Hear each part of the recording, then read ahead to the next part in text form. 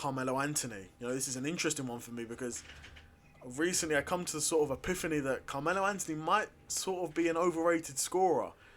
He's a player who was, of course, in the NBA for a very long time. No one can deny that. He definitely had longevity. But feels like him as a player was able to really dominate in an era that wasn't a scoring heavy era, if that makes sense.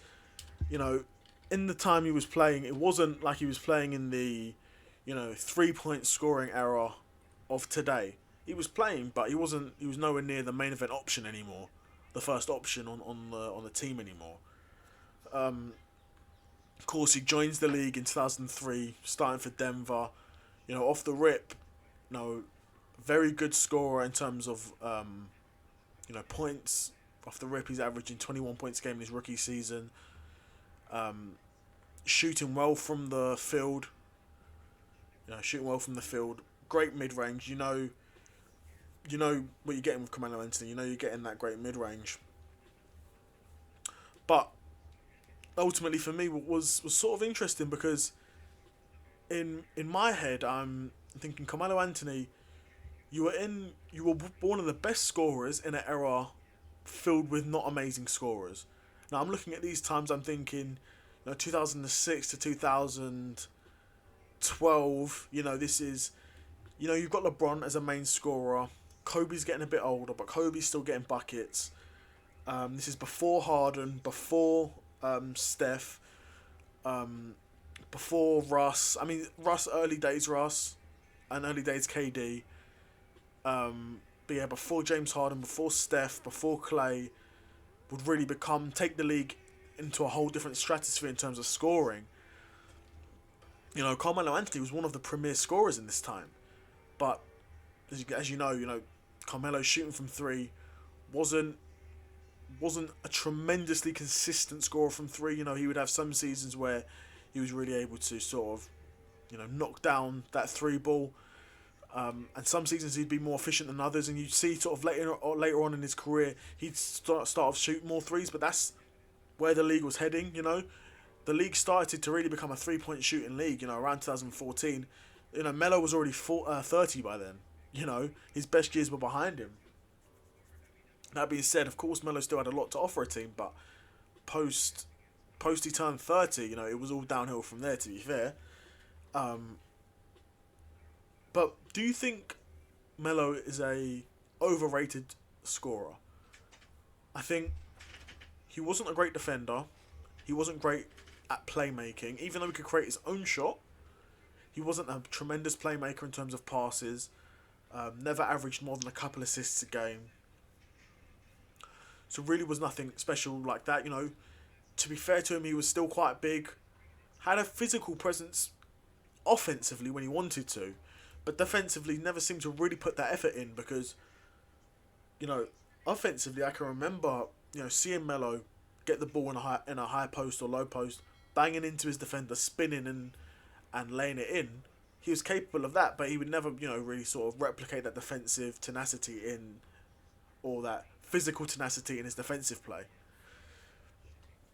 So I know we think of Melo, we think of super clean jump shots, nothing but net, immaculate mid range. I'm thinking, was he a bit overrated? I don't know. I'm seeing his numbers here, and he had a really good run from when he came into the league until about 2016. So that's a 13-year run where he's probably one of the best scorers in the league at this time. Consistently averaging over 20 points a game. Reaching 28 points, 28 points twice, 28 points 3 times, 27 points, 24 points, 25 points, 26. Really able to really, at that point you're 100% running the offense. Without a shadow of a doubt, you're really running the offense at that point. And was never able to shoot more than 50% from the field. I know it would always be hard because the sort of shots Melo's taking, he's taking these tough mid-ranges, off the dribble, pulling up. And of course he's playing for a team where even at Denver, to be fair, Denver he did have a bit of help. They would bring in Allen Iverson and Chauncey Billups, I believe he played with at Denver. So he would have some help, but I know particularly in New York, the team was really built around him, and he was playing, you know, every season, 30 points a game, well over 30 points, 30 minutes a game he's playing, by the time he gets to New York. But of course, his time in New York comes to an end, and he goes to OKC, and is sort of a third option there. OKC at that point had Russell Westbrook, Paul George, and would then gain Carmelo Anthony. Carmelo Anthony's really, he goes from being the number one option on the ball pretty much at all times at New York and in Denver, to going from not even a second option in OKC, he's a third option in OKC. But to be fair, as a third option, he still offers OKC 16 points per game and shoots the three at a very nice clip. Shoots from the field at a respectable clip, shoots from three at a league average sort of clip in terms of efficiency, but in terms of 3 points made, actually makes the most in his career, to be fair, which is very interesting because this was sort of the first time we saw Melo sort of out into the corner, pushed out into the corner, because at that point he's a role player. To be honest, like that's what it is for him. He's a role player. He's not going to be on the ball every possession. You've got Russ, who's very ball dominant, and you've got PG, who's more than capable on the ball as well, and a lot younger than Melo. So of course, the team's going to favour Paul George in that situation, leaving Melo as the third option. But still, 16 points as your third option, very respectable.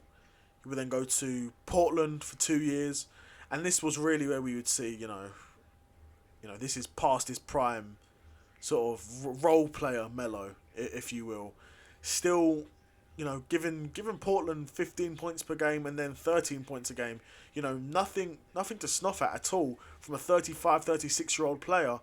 A guy, first season in Portland was giving them 33 minutes a game, shooting the three at 38%, and then second season would shoot the three from 40%, and that would be his all-time, efficiency from three in terms of efficiency, not in terms of attempts and makes, but in terms of efficiency, that would be his all-time season at the age of 36. So Melo, he did show some staying power in the league. I mean, there's no denying he showed a lot of staying power in the league. He was in the league for, nearly 18 seasons, and was, and in every era of the NBA, Carmelo Anthony has been able to be a player who's able to give you a lot offensively. So even in the early eras, he's coming to the Kobe, that sort of Kobe era from 2003 to 2010, sort of that Kobe era, really able to carry that Denver offense on his back. And then you go into the LeBron Miami Heat era, where, Melo was supposed to go to the Miami Heat, but maybe that's another story for another time. But going into that era, he even steps up again at New York and is able to average a career high in nearly 29 points per game, 27 points, 24 points, able to really carry an offense on his back again at two different franchises. In many ways, you could almost say that Melo's had two Hall of Fame careers. If he had his career at Denver, that's a Hall of Fame career in terms of coming in your rookie season and giving them 21 points a game and, never looking back, averaging 28 points per game twice for Denver. Unfortunately, he wasn't able to win a ring with them. Jokic would then end up doing that. But after Joker, Carmelo Anthony is 100% a Denver Nuggets legend. And then in New York, of course, that's a sort of Melo that we all sort of know and remember and love to watch. The smooth jumper, make some amazing shots with that. And even his New York period was, since he left, New York hasn't really had a superstar like Carmelo Anthony. So you'd have, Carmelo Anthony, another Hall of Fame career there at New York. And after that, he didn't have a Hall of Fame career after that. He was a role player. He was a role player in OKC, in Portland, and the Lakers. He was a role player, and then he was out of the league. But he had an amazing career, was able to carry the offense in two eras of the NBA and provide, something special or something different offensively in every era that he played in. So I suppose I would be really curious to know, what do you think of Carmelo Anthony? What do you think his legacy will be? Do you think he's an overrated scorer, or do you think he's perhaps underrated? We'll be really interested to know what you guys think. Let me know.